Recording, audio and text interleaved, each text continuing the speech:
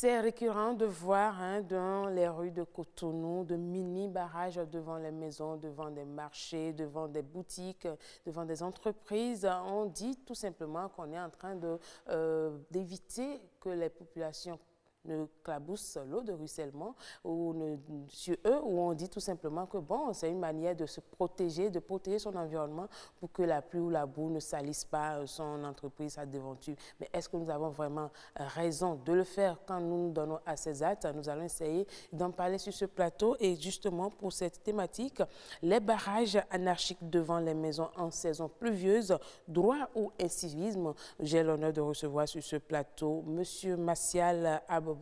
Il est directeur adjoint des affaires juridiques et du foncier à la mairie de Cotonou. Bonjour. Bonjour madame. Comment allez-vous? Merci, ça va. Merci d'être avec nous. C'est moi. Et à la mairie, tout se passe bien? On gère. Nous sommes déjà en pleine saison pluvieuse. J'espère que la pluie ne vous dérange pas beaucoup. Ça dérange tout le Cotonois. Ouais. La mairie fait ce qu'elle peut. En tout cas, merci beaucoup de toujours faire ce que vous pouvez. Voilà. On verra aussi tout à l'heure si vous nous aidez dans tous les sens, comme on le dit. Et avec vous, nous avons Monsieur Lucien Nimandi. Vous êtes usager. D'abord, vous êtes béninois et vous êtes aussi usager de la route. Bonjour. Bonjour. Merci d'être aussi là. Merci. Et la pluie vous dérange aussi? Oui, on gère. Vous gérez? Oui.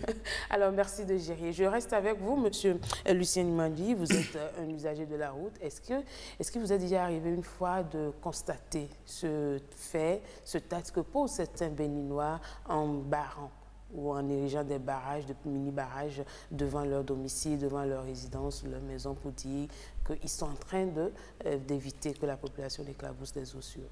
Ah oui, plusieurs fois déjà, madame. Généralement, on s'en rend compte que ce fait, on est en face de 3 catégories de personnes. La première catégorie de personnes, c'est ceux qui ne le font pas ignorance. La deuxième catégorie de personnes, c'est ceux qui ne le font pas méchanceté. Ils sont naturellement méchants.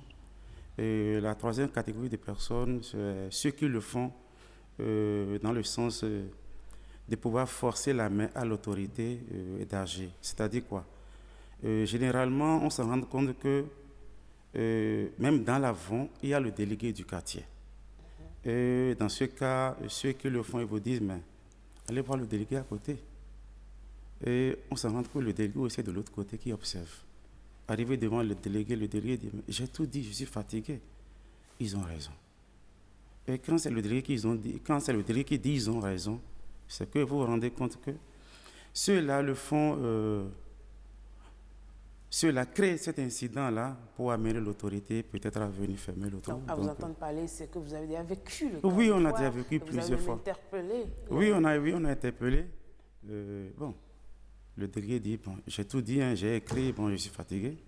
Donc, on fait avec. Et vous faites quoi? Vous tournez tout simplement ou bien vous continuez vous êtes obligé de passer justement dans l'eau, dans la boue, histoire de ne pas avoir des difficultés ou des problèmes? Oui, parfois on est contraint par faire, parfois on fait carrément le demi-tour pour ne pas se faire perdre du temps. C'est ça, tout simplement.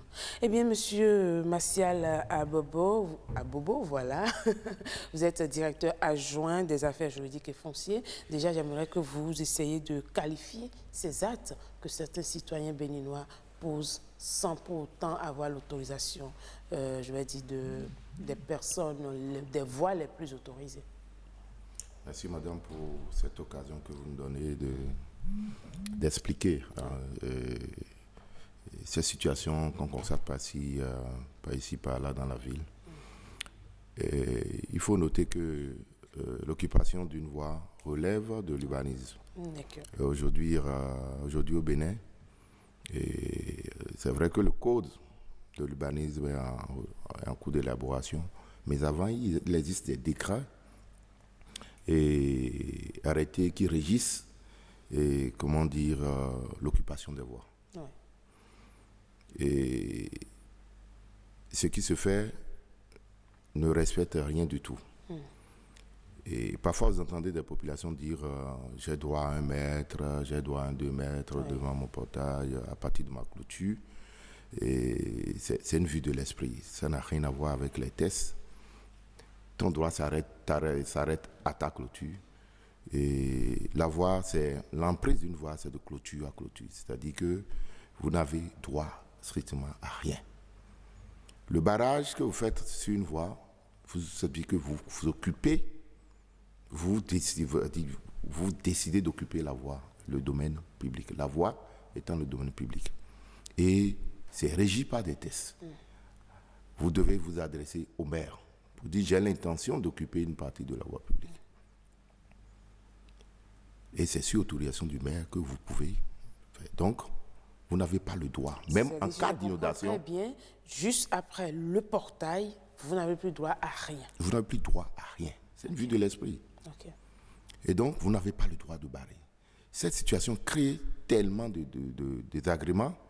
Parfois, vous rencontrez un jour où ils se rentraient dedans et c'est des disputes, ils se bagarraient pratiquement, alors que l'acte qui est posé, et mon ami d'en face l'a dit tout à l'heure, vient parfois de l'ignorance ou parfois de l'incivisme. Vous ne pouvez pas unilatéralement décider sous prétexte que vous êtes inondé ou vous voulez éviter que les gens ne passent pas devant votre portail. Ce n'est pas possible. Parfois, ils vont jusqu'à dire que c'est pour peut-être faire du bien, même aux autorités, parce que la voie est dans un état très dégradé, dans un état dégradable très avancé. Et donc, si on ne barre pas, on risque de perdre complètement cette voie-là. Donc, on barre tout simplement pour éviter que les gens circulent. On ne peut pas utiliser un moyen, on ne peut pas utiliser la violence pour se faire entendre. On doit se faire entendre, réclamer ses droits, mais en respectant les tests de la République. Et comment on peut qualifier ces actes-là? Est-ce que, au niveau de la mairie, est-ce qu'il y a un nom que vous donnez justement à ces actes-là? Parce que forcément, vos tests doivent prévoir quelque chose pour ça. Oui, lorsqu'on est saisi de ces cas-là, bien entendu, la mairie agit pour remettre de l'ordre. Mais ces actes sont qualifiés d'actes incivistes, tout simplement. D'accord, tout simplement. Des citoyens, mal intentionnés. Oui, c'est de l'incivisme. Monsieur Lucien Nimali, vous avez parlé tout à l'heure des déconvenues ou des conséquences que peuvent engendrer ces actes-là. Jusqu'à quelle hauteur cet acte peut peut-être nuire, au bien-être des citoyens? D'abord, c'est-à-dire, quand on prend notre devise qui parle de fraternité, justice et travail, si nous nous écrivons tous dans cette logique de fraternité, ce qui suppose que nous sommes des frères et sœurs, et quand je vois mon frère ou ma soeur en difficulté, je dois pouvoir venir à son aide. Mais malheureusement, on n'est pas dans ce cas. Justice, parce que si je le fais, c'est que je suis en train de brimer le droit de l'autre. Bon, maintenant, jusqu'où vraiment, parfois, vous répondez à une urgence, subitement, on vous empêche, vous êtes obligé d'aller faire un détour. Ça vous crée vraiment d'ennui. Merci que l'autorité municipale est là. Ils sauront prendre des mesures pour que on n'assiste plus à ce genre de situation. Monsieur Abobo, dites-nous, quand il arrive que des citoyens viennent se plaindre chez vous pour des cas pareils, qu'est-ce que vous avez l'habitude de faire? Je l'ai dit tantôt, on rétablit l'ordre. C'est-à-dire qu'il est fait obligation à ce dernier de débrasser la voie de ce barrage-là pour permettre la libre circulation des personnes et des biens. Mais de l'un dans l'autre, nous avons la puissance publique. Si ce n'est pas fait, on intervient pour remettre... tout simplement. Pour enlever ça. Tout parce que ça ne respecte rien du tout. Si le législateur allait plus loin, même la clôture de votre devanture, vous n'avez pas le droit d'ériger une construction là-dessus. Il y a un recul que vous devez observer. Tout ceci, c'est pour permettre... Est-ce que ce n'est pas le moment de nous expliquer un peu comment ça fonctionne, cette histoire de devanture, de limite? Parce que ça peut être aussi, comme l'a dit M. Nimali, de l'ignorance tout simplement. Ils ne savent pas jusqu'à quel niveau ils doivent agir, quelles sont leurs limites en matière d'occupation de cet espace-là. Voilà, et il faut dire les constructions dans une ville sont réglementées par un décret. Et le décret régissant le permis de construire, qui précise, qui comporte en lui-même les règles d'urbanisme, comme je l'ai dit, et qui vous interdit déjà, ce que vous interdit déjà d'ériger même des constructions sur votre limite et sur votre clôture. Vous voyez un peu jusqu'où le législateur est allé pour éviter, justement, parce qu'il y a ce qu'on appelle la visibilité. Vous conduisez et vous voulez sortir d'une voie pour aller à une autre. Vous devez pouvoir déjà, à quelques centimètres, mètres de la rue, voir un peu ce qui se passe de l'autre côté. Mais ce qu'ils font là, ce qu'ils font quand on érige au-delà des barrages, il y en a qui font des baraquements pour dire, ils font des affaires, ils font des choses, mais ça empêche la visibilité et qui sont sous accident. Et on est dans un pays où on n'est pas habitué à signer pour peu. Sinon, lorsque vous créez par ces comportements, vous créez des dommages à un usager, à un citoyen qui saisit la justice, on va identifier l'auteur. Et là, vous serez puni par la loi. Ça, c'est le domaine du juge. Dans le plan d'urbanisation, il y a quand même un service qui s'occupe du permis de construire. Oui. Mais une fois délivré ce permis de construire, il n'y a plus de suivi ou dès que le citoyen qui achète sa parcelle est autorisé à construire, c'est fini, il peut aller ériger son bâtiment. Comment vous suivez pour que ces limites-là ne soient pas respectées et qu'on insiste justement à ces dérapages-là? Le permis, une fois délivré, est suivi. Ouais. Vous devez contrôler, il y a un service qui s'en occupe, le service de la réglementation, qui est d'ailleurs dans ma direction, qui s'occupe, qui veille au respect de la conformité. Lorsque vous avez dit, soumis un dossier dans lequel vous ne devez pas, par exemple, construire sur le mur, le mur de la façade, et c'est du quoi. Et à la fin, nous venons pour vérifier, assurer la conformité entre ce que vous avez réalisé et les différents plans soumis. Et il y a en principe ce que les citoyens ne savent presque jamais, et le certificat de conformité que vous devez avoir à la fin des travaux, qui dit que l'administration reconnaît que vous avez exécuté les travaux en respectant les règles de l'art et en respectant ce que vous avez souscrit comme dossier de Est-ce une obligation d'avoir ce certificat ou bien le certificat il est... C'est une obligation, la loi l'a prescrit. Mais comment se fait-il que les propriétaires n'ont pas ce certificat et après on assiste à, je sais pas, on va démolir ce bâtiment parce qu'il a été construit, bien il a occupé l'espace public. Comment ça se passe? Ça, c'est une parenthèse qu'on va essayer. Oui, le Béninois feint d'oublier ou de ne pas savoir connaître la loi. Ou, comme vous le savez, on est de beaux débleurs quand il s'agit de respecter ou d'enfreindre aux règles, aux tests. Et sinon, ils savent bien sûr que la loi a prévu qu'il y ait une certaine conformité. Les débordements sur le domaine public qu'on observe par ici, par là, vous voyez des gens qui font des auvents, qui débordent carrément sur le domaine public. Ça, c'est des violations de la loi. C'est des violations de la loi. Et parce que, comme je l'ai dit, en le faisant, vous réduisez, on peut dire, vous restreignez la liberté des autres. Parce que du coup, vous empêchez l'aération, et la visibilité. Et c'est des choses qui ne sont pas perceptibles, qui ne sont pas très visibles, mais qui sont source de beaucoup de désagréments. Et le citoyen consomme sans pouvoir... il cherche à contourner, il n'en fait pas attention. Il subit, mais il ne dit rien. D'accord. Nous parlons aujourd'hui des barrages constitués dans la ville de Cotonou, de part et d'autre en saison pluvieuse pour empêcher les autres citoyens de circuler. Quelques citoyens béninois ont essayé également de réagir par rapport à cette thématique. On les suit et ils sont au micro de Heureuse Danondé. Ce n'est pas humain. Et ça confirme que le Bénin n'est pas géré par des maires responsables. Ça confirme que le Bénin a trop de la théorie dans la politique de la municipalité et des communes. C'est malheureux, c'est un sujet qui m'énerve même quoi. On n'a pas de maire. Si on avait des maires, si on avait des CA, si on avait des sécu, on doit le sentir. Ces barricades doivent être dégagées, même pas la force. C'est de la méchanceté béninoise, c'est de la béninoiserie. Ça là, je suis très en mer contre ça. C'est manque d'humanité, c'est manque de civisme. Normalement, ce n'est pas une bonne chose.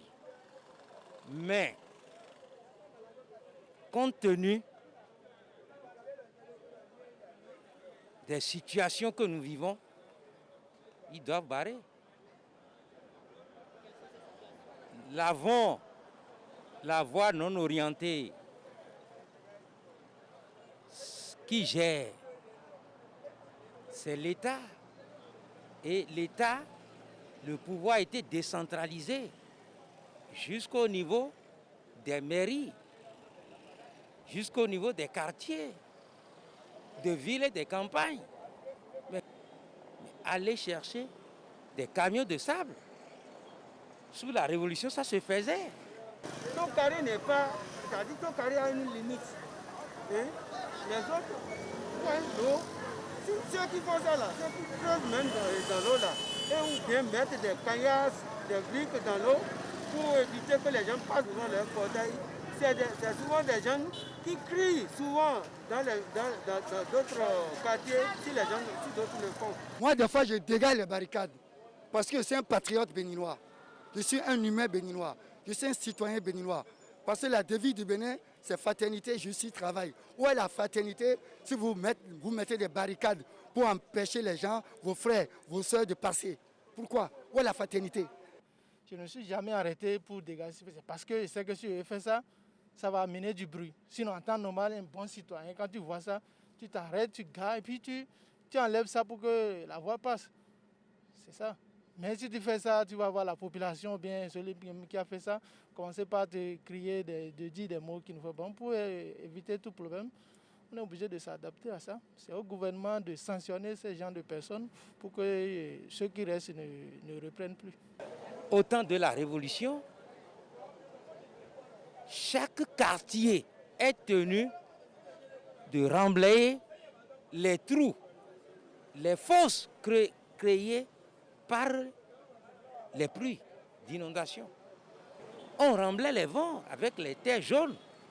Alors, si ce n'est pas fait, qu'est-ce que vous voulez que le citoyen fasse? Il est obligé de protéger sa devanture, sinon l'érosion, d'érosion en érosion, ça finira par atteindre sa cour. Il suffit qu'un troisième qui descend, qui garde en auto roulant, dégager ce qu'ils ont mis pour barrer la voie là. Et puis on va t'assommer de coups. On va t'assommer de coups, on va te frapper. Si tu ne sais pas faire, les gens, il y a des quartiers dans lesquels il y a des bandits qui vont sortir des goudrons pour te poignarder. Et c'est toi qui perds. Donc quant à nous autres, moi surtout, je ne dis rien. Si vous passez dans l'eau, je passe dans l'eau. Si je ne peux pas passer dans l'eau, si je ne peux pas passer, je me retourne tranquillement. C'est ça. Où je dépose le client, je me retourne. Il faut que les Béninois changent et qu'on laisse la voie aux occupants et non à des gens qui ont des boutiques ou bien des maisons. Parce que quand ils ont construit, ils ont dit voilà, vous, votre limite, voilà ce que c'est pour la voie. Voilà donc un des actes d'incivisme qui crée d'énormes difficultés aux usagers de la route. Vous les avez écoutés, ces citoyens qui ont réagi dans notre Vox Populi. Monsieur Abobo. Oui, ce n'est pas avec plaisir qu'on entend des citoyens se plaindre de cette situation-là. Et ce que j'aimerais leur suggérer, nous sommes dans un état de droit. Il y a des moyens par lesquels on peut revendiquer ses droits. Et le citoyen qui a dit que les maires, les chefs d'arrondissement et autres ne font pas leur job, je voudrais seulement lui dire que la tâche n'est pas aisée. Et la gestion de la chose publique n'est pas une mince affaire. Et si l'information n'est pas portée à qui de droit, et la réaction ne pourra pas suivre. Puisque l'administration est dotée de leur puissance publique et je leur conseille de saisir le maire ou le chef d'arrondissement de ces cas de situation. Les services techniques sont là pour régler cette situation. On va parler tout à l'heure des sanctions justement et de cette façon dont vous réprimandez ces actes-là pour qu'on puisse voir clair. Mais monsieur Nimadi, vous avez écouté également les internautes. Est-ce qu'il n'y a pas une question qui se pose? Est-ce que les citoyens sont informés de leurs limites? Voilà, c'est ce que j'allais en venir. C'est là que j'allais en venir pour dire à l'autorité municipale. Il me semble bien qu'il y a un manque de communication. Et nous sommes dans un état décentralisé. Je voudrais vous conseiller qu'avec des délégués de quartier, vous organisez des sensibilisations à l'endroit de la population. Sans quoi ça ne va pas. Et même pour saisir un maire, tout le monde ne connaît pas quelle procédure pour saisir le maire. Donc tout ça par rapport à ça, il y a un manque de communication à votre niveau. Oui, mais selon vous, comment est-ce qu'on peut communiquer? Est-ce qu'il faut aller voir les chefs de quartier qui vont gongonner? Est-ce qu'il faut faire des regroupements?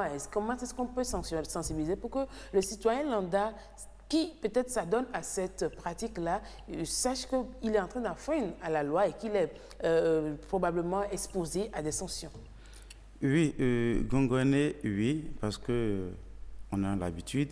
Il y a aussi la presse qui est là. Vous, journalistes, vous êtes là pour jouer aussi le rôle. Nous essayons de jouer notre rôle. C'est d'ailleurs l'objectif de ce plateau. Oui, c'est-à-dire c'est la mairie qui doit organiser pour que la presse puisse l'accompagner dans ce sens.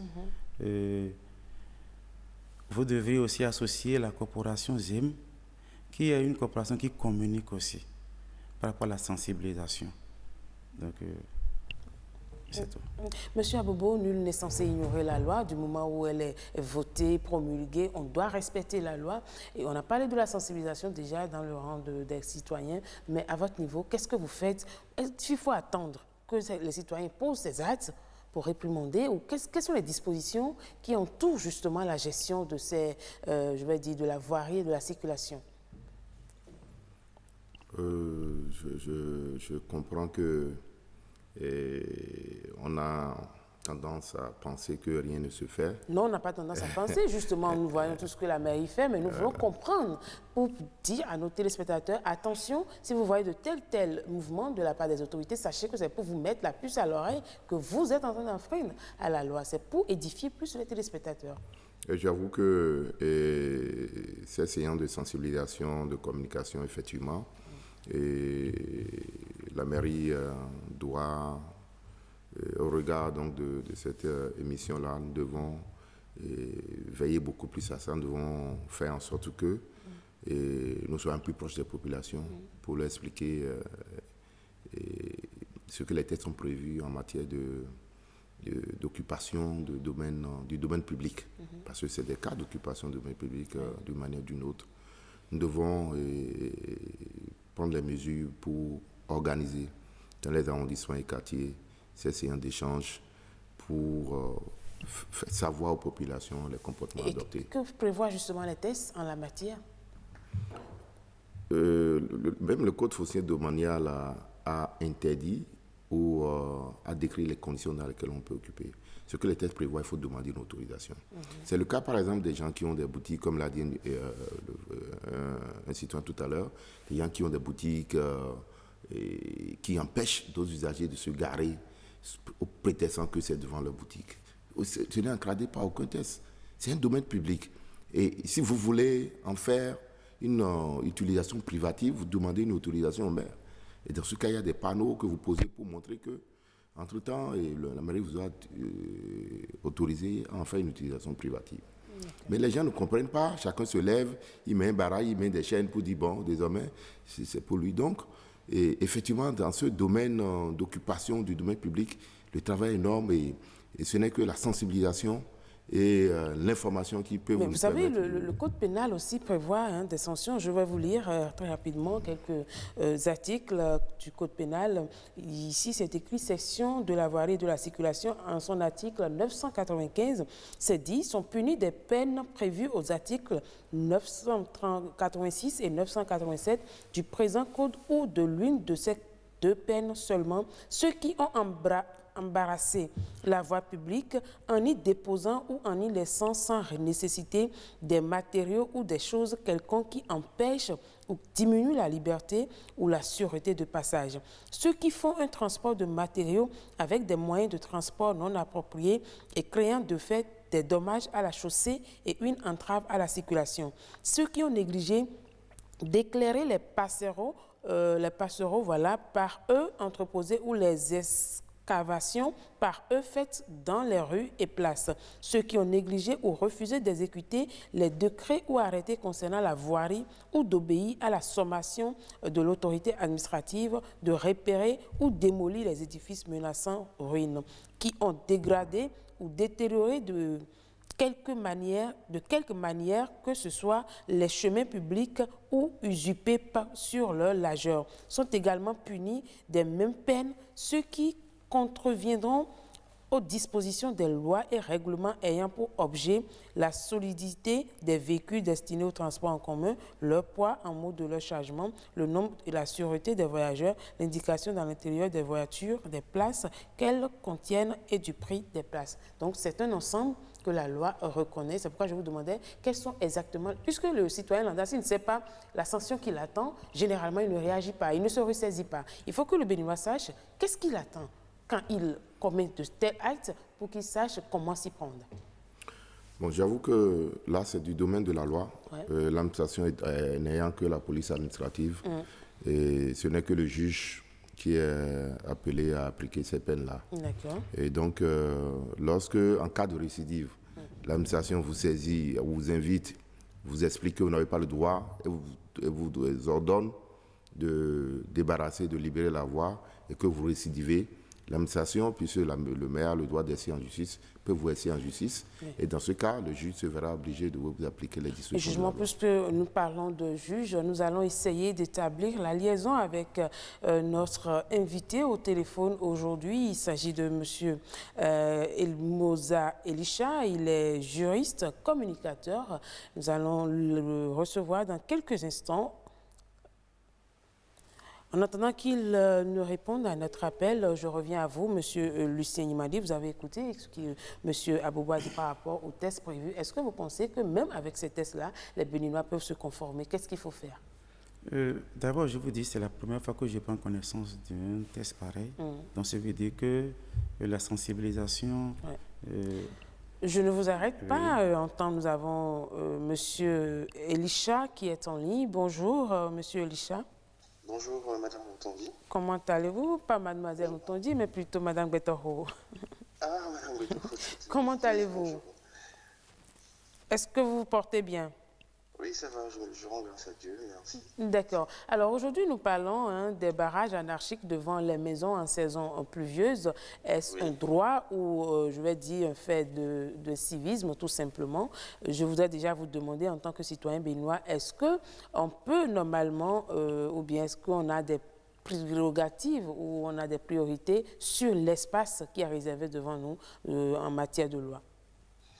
Bon, en réalité, il faut déjà commencer par se demander si la barricade érigée par un propriétaire empiète ou non sur le domaine public, avant de s'interroger sur la qualification à donner à cet acte. Parce qu'en réalité, si la barricade érigée n'empiète pas sur le domaine public, il n'y a pas lieu de discuter. Le propriétaire aurait plein droit, il dispose de plein droit pour ériger une telle barricade du moment où la barricade figure sur son domaine. Mais l'autre point de la question, c'est lorsque la barricade empiète plutôt sur le domaine public, c'est-à-dire que lorsque la barricade est érigée à l'extérieur de sa parcelle, donc sur son portail, ce qu'on a l'habitude de constater, ou juste sur le domaine public, là, on est à même de se demander s'il s'agit pas d'un acte d'incivisme. Et pour ça, il faut interroger les lois, notamment la loi sur le code foncier domanial de 2013 modifié en 2017, ainsi que le décret de janvier 2015 portant modalités et conditions d'occupation du domaine public. Oui. En réalité, premièrement, il faut déjà constater que l'érection d'une barricade sur sa parcelle, sur le domaine public plutôt, ou sur son portail, voilà, constitue une atteinte aux libertés de passage des citoyens. Et déjà, cette érection de barricade peut constituer un droit si le propriétaire détient une autorisation. Le principe, en fait, est que les particuliers ne peuvent pas posséder le domaine public, mais ils peuvent être soumis à des servitudes. Il peut arriver qu'ils soient soumis à des servitudes de passage des eaux pluviales, par exemple. Et dans ces cas-là, l'article 280 du Code foncier domanial leur permet de solliciter une autorisation afin d'occuper temporairement le domaine public et afin de pouvoir faire évacuer les eaux dont ils subissent la servitude. Donc, l'érection dans ces cas, en période pluvieuse, l'érection d'une barricade sur le domaine public est conditionné par l'obtention d'une autorisation auprès de l'autorité administrative compétente qui, dans le cas d'espèce ici, est le maire ou éventuellement le ministre, mais dans la plupart des cas le maire s'il s'agit d'une dépendance reliée à la collectivité territoriale. D'accord. Donc en principe, une occupation du domaine public doit être autorisée lorsqu'il s'agit d'un besoin individuel.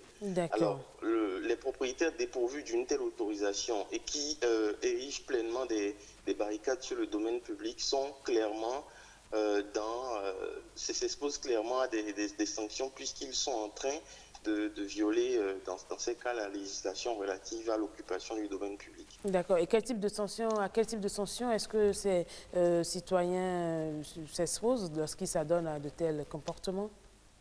Bon, il faut interroger la loi sur le code foncier domanial précise que, en fait, dans les articles 510 et 513, toute occupation illégale du domaine public par une personne physique ou morale est punie d'une amende allant de 500 000 francs à 3 millions de francs. Ok. 500 000 francs à 3 millions de francs.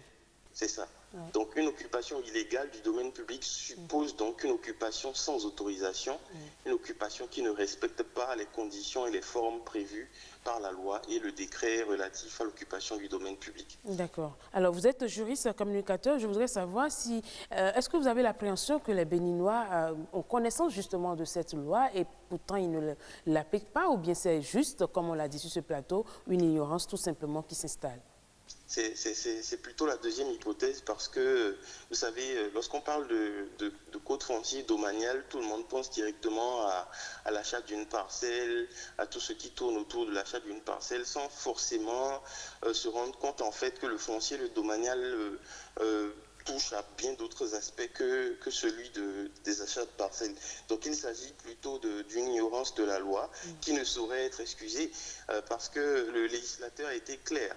Le législateur a été clair sur les conditions d'occupation du domaine public en précisant clairement que toute occupation, même quand bien même cette occupation ne serait que temporaire, ne serait que légère et n'emporterait pas des fondations qui portent atteinte au sol, du moment où ce sol relève du domaine public, cette occupation doit faire l'objet d'une autorisation. Donc il s'agit simplement d'une ignorance de la loi, une ignorance qui semble encouragée quand même par le silence des autorités. Que faire aujourd'hui pour corriger cette ignorance dans le rang des citoyens?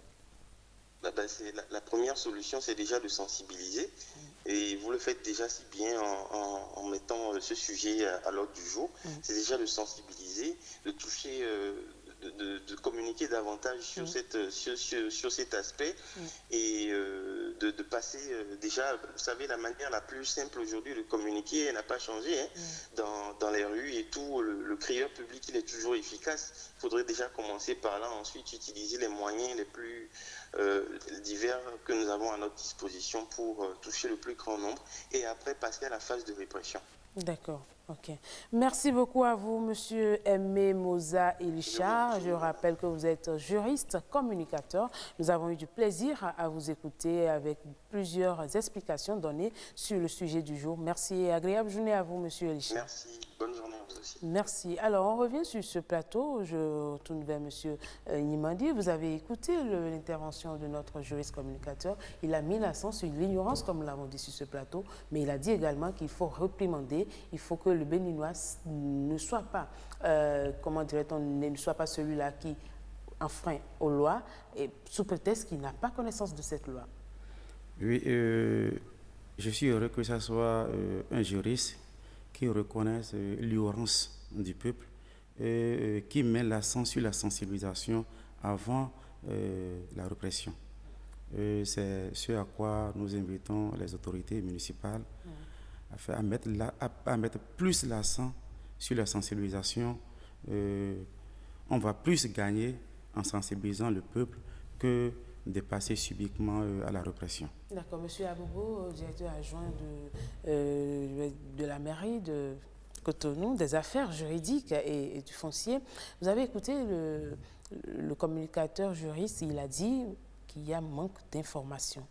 Qu'est-ce que vous pensez faire pour quand même aider les citoyens béninois? Parce que s'ils ne sont pas informés, s'ils n'ont pas connaissance des tests, des lois qui régissent justement ce domaine, ils vont toujours végéter dans ce comportement et on aura toujours à faire aux mêmes difficultés. Les usagers n'auront pas la paix de circuler comme cela se doit. D'abord, il faut reconnaître que le législateur a aussi dit que nul n'est censé ignorer la loi. Bien sûr. Et si la mairie, avec toutes les tâches que nous avons, nous devons expliquer toutes les lois qui régissent la gestion urbaine, je crois qu'on ne ferait plus rien.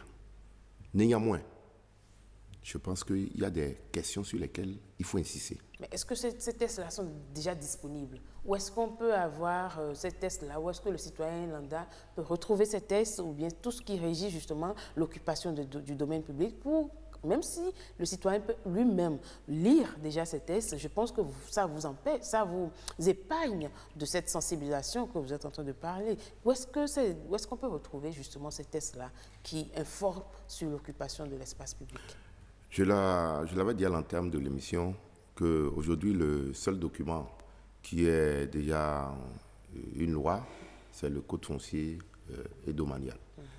Et qui, comme l'a dit le juriste tout à l'heure, qui, au-delà donc des questions foncières, a abordé les questions d'urbanisme, bien sûr, et notamment les cas d'occupation du domaine public. Les conditions dans lesquelles on peut occuper le domaine public sont précisées dans le code. Et les sanctions qu'on encourt sont également précisées là-dedans. Il faut dire que l'administration, comme je l'ai dit, la police n'a que la police administrative. Et les peines ou alors les sanctions pénales relèvent du domaine du juge. Et donc, autant que nous sommes aussi bien dans ce domaine que dans d'autres, ce n'est qu'en allant lire les différentes lois que nous pouvons prendre connaissance des sanctions pénales. Et donc, j'invite par ailleurs les citoyens et les populations à acheter le code foncier domanial et prendre connaissance de ces dispositions. Mais aujourd'hui, vous avez les médias à votre disposition. Vous pouvez également communiquer à travers les médias. J'en viens. Ouais. Parlant de sensibilisation, et dans la pratique, la difficulté, et l'une des difficultés qu'on rencontre, c'est que quand vous invitez, le chef quartier informe et les leaders d'opinion ou les populations qu'on veut leur parler d'un sujet, et la mairie se déplace pour leur parler des sujets, le constat, c'est que les populations ne sont pas pour autant présentes. Il faut constater que la moisson n'est pas abondante, parce qu'on est habitué, on a habitué nos populations à des séances de meeting, et donc quand ce n'est pas, c'est pour les informer et les former, la motivation n'est pas la même. Cependant, je pense que nous utilisons les canaux de communication, passer des messages de sensibilisation par les médias pour rappeler par moment ce que prévoient les tests. On a parlé aussi de la répression. Comment ça se passe à votre niveau? Et la répression, notre répression n'est pas policière. C'est de contraindre l'usager, le citoyen, à se conformer lui-même. Okay. En cas de récidive, nous ne pouvons pas, l'administration n'a pas le pouvoir d'aller, par exemple, le chercher directement. Nous ne pouvons que utiliser les voies prévues en la matière, les voies judiciaires pour y arriver. D'accord. Mais en tant qu'administration de proximité, bien entendu, on priorise quand même les règlements.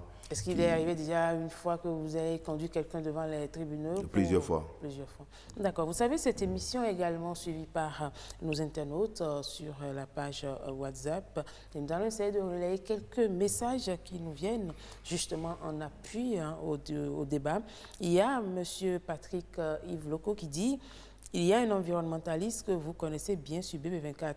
Dès qu'il voit une barricade, il en prend la photo, dégage la barricade et attend tranquillement que le propriétaire appelle la police pour qu'ils s'expliquent eux tous.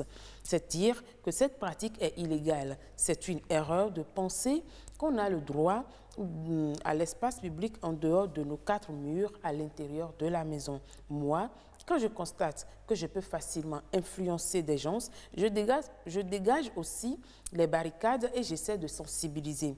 Quand je constate que ça peut dégénérer ou qu'il y a présence de gros bras dans les environs, je passe mon chemin sans crier gare. Sûr que quelqu'un de fort viendra enlever les troncs d'arbres ou autres pneus et briques. En tout cas, c'est un message de M. Yves-Patrick Loco. Il y a un message de Mme Gisèle qui dit l'espace public est la chose commune. Aucun citoyen n'a le droit d'ériger des barricades devant sa maison pour empêcher les autres de passer en toute sécurité. Quand je rencontre ce genre de choses, ça m'énerve tellement, c'est impensable. C'est ici, à Cotonou, que ce phénomène est monnaie courante. Nos mairies doivent faire quelque chose pour décourager ces citoyens. Chacun doit se contenter de son espace de vie intérieure et laisser les gens circuler tranquillement. Il y a Mme Naya Lawson qui dit ceci. Je suis tentée de dire que ce comportement dont font preuve certains compatriotes béninois est de la béninoiserie pure. Ils érigent exprès ces barrières, soit parce que la flaque d'eau est devant leur boutique, atelier, d'autres le font simplement parce qu'ils aiment voir leurs proches en difficulté. Le cas qui dénote de la pure sauvagerie est celui où, en plus des barrières, ils déposent de tout petits obstacles pour piéger. Vous vous trouvez dans l'obligation de leur demander de l'aide et de leur donner de l'argent en retour. Ce dernier cas regorge parfois d'enfants. Ces comportements doivent être découragés, selon moi, par la mairie. Mettre un numéro vert accessible à la disposition de tous pour alerter à tout moment serait l'idéal. Madame Andrea Bachumba dit barricader la voie, c'est devenu une mode dans les ruelles de Cotonou en saison de pluie. Quand vous ôtez cette barricade pour faciliter le passage, on vous prend en aversion et l'on vous considère comme un donneur de leçons. Indélicat et vous avez pour compte en cet instant et vous en avez pour votre compte en cet instant. Cela se passe ainsi parce que, en premier lieu, les gens manquent de respect au bien public. Ils ont l'injure facile, l'éducation citoyenne a déserté le forum, la méconnaissance de ses droits citoyens, selon laquelle la limite commence là où finit celle d'autrui. En somme, nul n'a le droit de se faire justice. En simple profane, on dit qu'on a droit à 3 mètres après sa clôture. Mais en réalité, votre clôture, tout espace conquis, fait entrave. Cela constitue un trouble et une entrave à l'ordre public. La sanction afférente à cette infraction sera porteuse. Je pense pour éviter qu'il faille sensibiliser les populations sur ces genres d'infractions et je mets l'accent sur la sensibilisation. Et bien sûr, Kalnassi Adjakidje qui nous dit nous devons comprendre que si le droit à la ville est admis pour tout citoyen, il n'en demeure pas moins que l'espace public est un lieu de droit à jouissance commune. C'est la méconnaissance et la mauvaise interprétation des textes qui amènent les citoyens à se définir des droits et libertés là où plutôt s'exercent les prérogatives de la puissance publique. Aucune emprise ne doit s'exercer sur un espace public. Monsieur Nimadi, voilà donc quelques messages de nos chers internautes. Oui, je l'ai suivi avec attention. Bien avant ça, l'autorité municipale a parlé tantôt de l'achat du code. Où il faut l'acheter et à quel coût, ce n'est pas dit. Il faut aider la population dans ce sens pour qu'on sache où s'approprier de ce code et à quel coût. Par rapport aux internautes, c'est-à-dire qu'on le veuille ou non, tout le monde met l'accent sur la sensibilisation. Aujourd'hui, il faut reconnaître que c'est vrai que le législateur est clair, nul n'est censé ignorer la loi, mais reconnaissons que nous sommes dans un pays à plus de 80% d'alphabètes. Et par rapport à ça, la mairie doit tenir compte de ça et ne pas se décourager. C'est vrai que quand la mairie parle de la sensibilisation, ils n'ont pas l'effectif qu'il faut parce que la politique a habitué la population au gain facile. Et on sait que quand c'est la mairie qui appelle, c'est qu'il ne faut rien attendre. la mairie ne doit pas se décourager par rapport à ça. Vous devez continuer, vraiment continuer à mettre l'accent sur la sensibilisation. Monsieur Abobo, vous avez écouté les doléances de M. Nimadi, où s'approprier de ce code-là et à quel prix? Répondez rapidement à cette question et je vais vous donner la parole pour votre dernière prise. Merci. Le code, il est dans toutes les librairies. Vous allez à la librairie Notre-Dame, vous l'avez. Je crois que c'est à moins de 5 000 francs. Je n'ai pas le montant exact en tête. D'accord. OK. Et par rapport à tout ce qui a été dit, les internautes, les messages, que pensez-vous faire désormais pour accompagner davantage non seulement les citoyens à respecter le code, je vais dire, qui régit justement la gestion du domaine public, mais aussi en ce qui concerne la répression? Oui, je crois qu'il faudra que la mairie, effectivement, redouble de vigilance et d'intervention dans le domaine de l'occupation de la voirie. Parce que c'est des situations dommageables pour les populations, pour les Cotonois, et nous devons être beaucoup plus regardants. Ouais. Et au sortir de cette émission, bien entendu, l'autorité municipale, je veux dire le maire, ouais, et tous les responsables hiérarchiques seront bien entendu informés pour les mesures idoines à prendre. Et toutefois, je voudrais souhaiter que le code de l'urbanisme qui est en cours d'élaboration prenne beaucoup plus au sérieux cette préoccupation et que les sanctions et les amendes soient plus corsées. D'accord. Merci beaucoup à vous, chers invités. J'ai eu le plaisir de recevoir M. Massial Abobo. Vous êtes directeur adjoint des affaires juridiques et du foncier à la mairie de Cotonou. Et M. Lucien Nimadi, usager de la route. Merci beaucoup d'avoir mené avec nous le débat. On retient tout simplement que nul n'est censé ignorer la loi.